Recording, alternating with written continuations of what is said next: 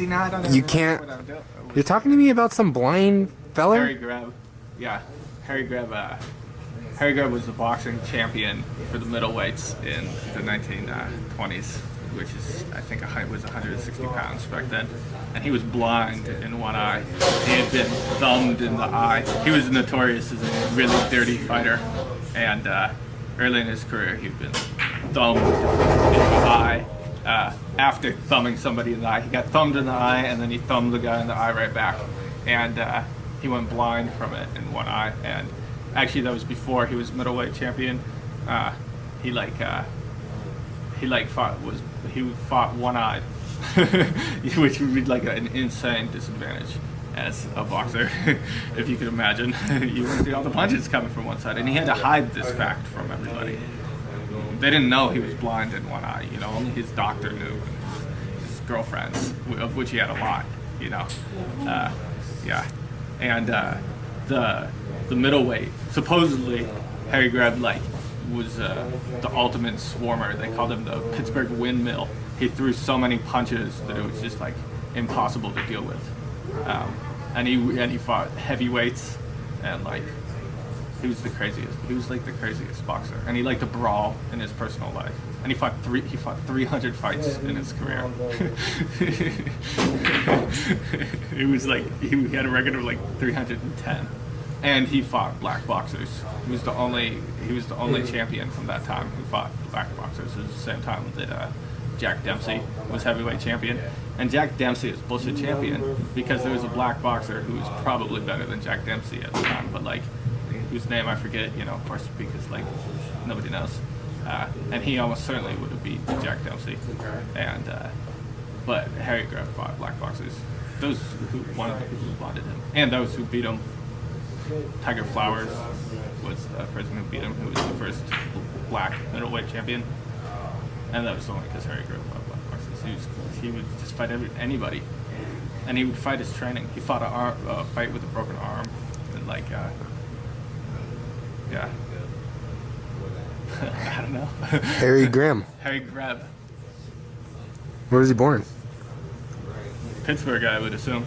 His nickname was the Pittsburgh Windmill. Yeah. So tell me. Oh, and then how he died was the vision started fading. Supposedly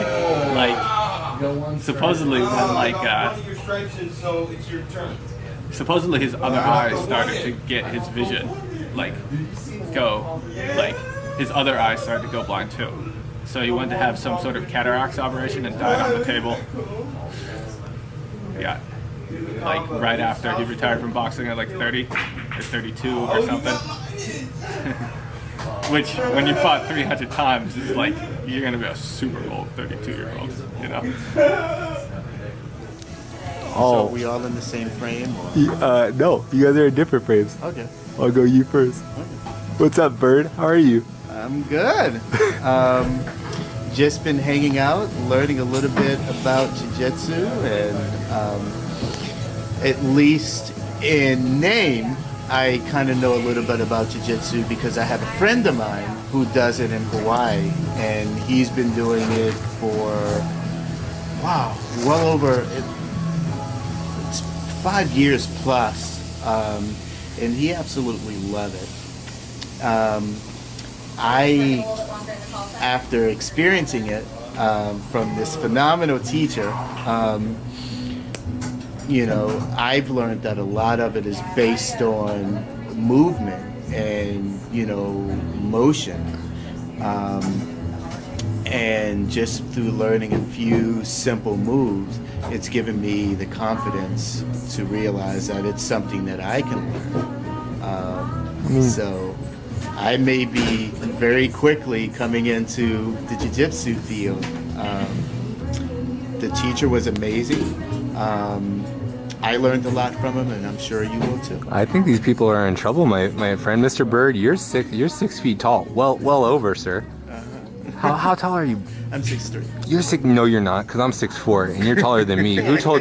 I'm only 6'1". No, hey, there's some people. There are some people like you. You're not 6'4". 6'4". He's lying. He's lying to blind people. This guy's not 6'4" at all. That is not true. He's tall. 6'4". He's the I'm worst. 6 feet. Get out of here. Bolton, this isn't about you, it's about jiu-jitsu. Jeez.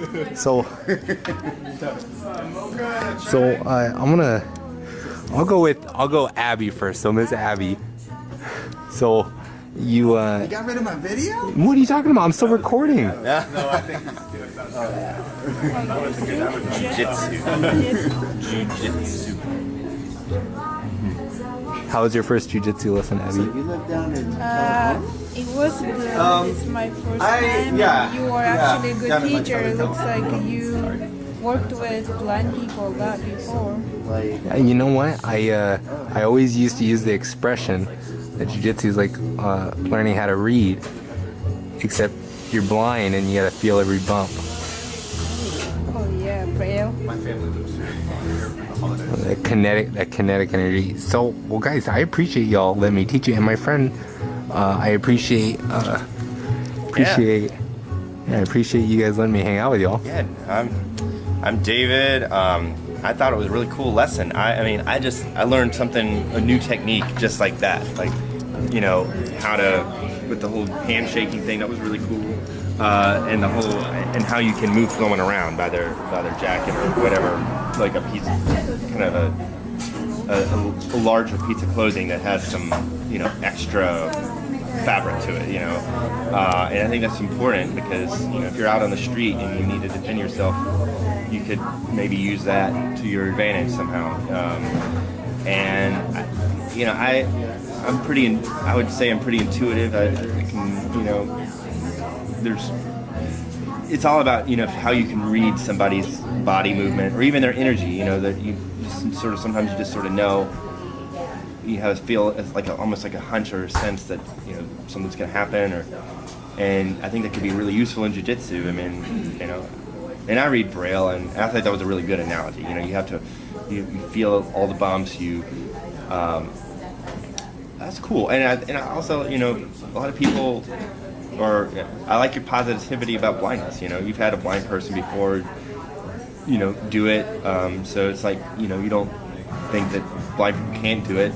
And hey, when you say, like, you know, to other sighted people, like, it's like learning to read Braille, like that's cool too, because it sort of, I feel like it almost kind of helps to create a positive image of blindness, even though maybe, you know, you may not realize it at first, or they may not even think about it, but they think about reading Braille and jiu-jitsu, and who knows, maybe they won't think of blindness as such a horrible thing. I don't know, but yeah.